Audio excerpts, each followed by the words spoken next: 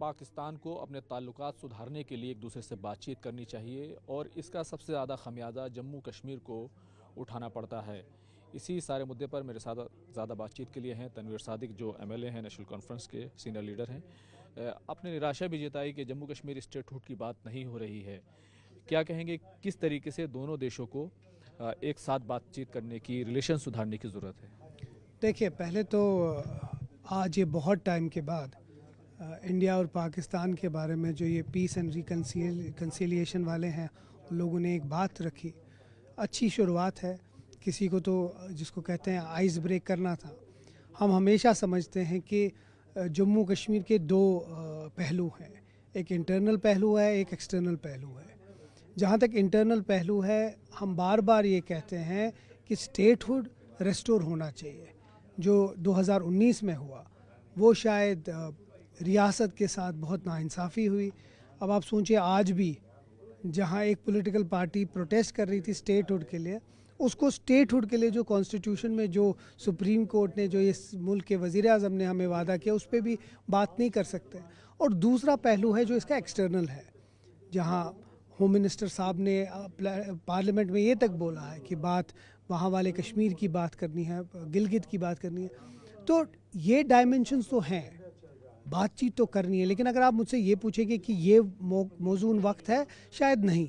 लेकिन बातचीत से ही आपका हल होगा, उसके अलावा कोई रास्ता नहीं है। बिकॉज आपने ये 22 अप्रैल के बाद, 22 का देखा, उसके बाद जो ये दो कंट्रीज़ न्यूक्लियर फ्लैश पॉइंट पे आ गई थी। तो मुझे लगता है बातचीत के अलावा और कोई चारा नहीं है, और वही मुझे लगता है इसको आगे चलाना पड़ेगा। क्या आपको लगता है कि अभी ऑपरेशन सिंदूर जो है वो रुका हुआ है, वो चल ही और उसको ख़त्म नहीं किया गया है? ऐसे वक्त में दोनों देशों के बीच में ऐसी कोई टेबल हो सकती है कि बातचीत हो, बैठ जाए एक दूसरे के साथ?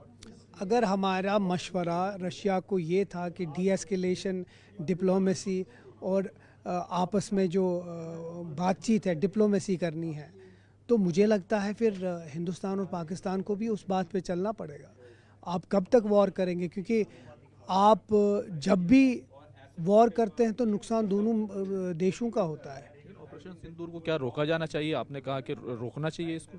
बिल्कुल, मुझे लगता है कि अगर ये जो वॉर हुई है उसको पॉज पे लाया आपने, तो क्यों लाया? क्योंकि आप समझते हैं कि वॉर अगर सोल्यूशन होता तो फिर वॉर तो पूरी हो जानी थी। अगर उसको होल्ड किया है तो इसका मतलब है एक ही रास्ता है आपस में बातचीत करने का। और मुझे लगता है जो ऑपरेशन सिंदूर है उसको अब रुकाकर आपस में बात करनी चाहिए। लेकिन ये साथ साथ मैं ये बात बार बार कहना चाहता हूँ कि ओनस सिर्फ हिंदुस्तान पे नहीं है, ओनस पाकिस्तान पे है। एक ऐसा कंडीसिव एटमॉस्फेयर बनाना जिसमें बातचीत हो सकती है। हिंदुस्तान ही हमेशा आगे नहीं जा सकता, पाकिस्तान को अपना जो ये है काम, उनको भी आगे निभाना पड़ेगा। पाकिस्तान के फॉरेन मिनिस्टर भी डिस्कशन में शामिल थे। उन्होंने कहा कि दोनों मुल्क जो है पानी के ऊपर जंग के लिए तैयार खड़े हैं और दूसरा राउंड शुरू हो सकता है। देखिए, मैं वही कह रहा हूँ, जब ऑपरेशन सिंदूर अभी बंद नहीं हुआ है तो वॉर भी अभी हमारे दहान पे है, हमारे दरवाजे पे है। अगर ये सब चीज़ें ख़त्म करनी है, इसीलिए मैंने कहा कि हिंदुस्तान और पाकिस्तान को, और ख़ासकर मैं क्योंकि इस मुल्क का हूँ, मेरा मैं ये समझता हूँ कि जो हमारे दोस्त हैं, कोई भी स्टेट्स, कंट्रीज़, उनको बीच में आकर एक ऐसा माहौल बनाना है, एक एटमॉस्फेयर बनाना है जहां हिंदुस्तान और पाकिस्तान एक टेबल पे आपस बाद में बात करें, बायलैटरली हो।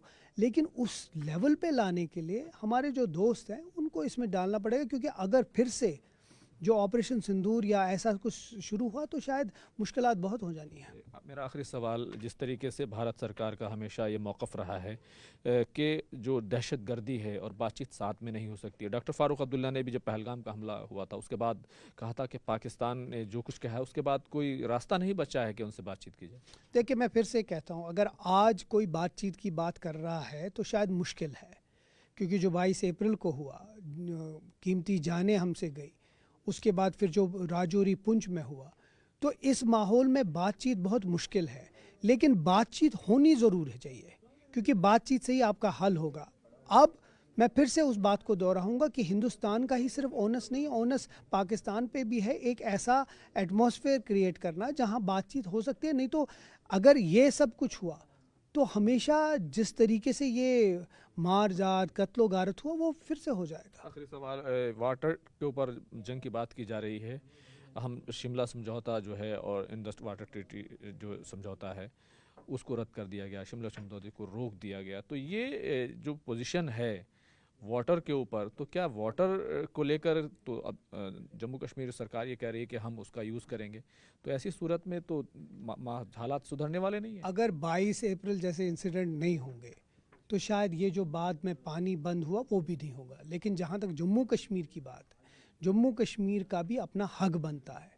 हम अभी भी समझते हैं इंडस वाटर ट्रीटी जो थी वो जम्मू कश्मीर के लोगों के साथ सबसे बड़ी नाइंसाफ़ी थी। और हम ये भी समझते हैं कि आज भी हमारा पानी हमें पहले इस्तेमाल करने दीजिए, क्योंकि यही चीज़ हर किसी पॉलिटिकल पार्टी ने बोला।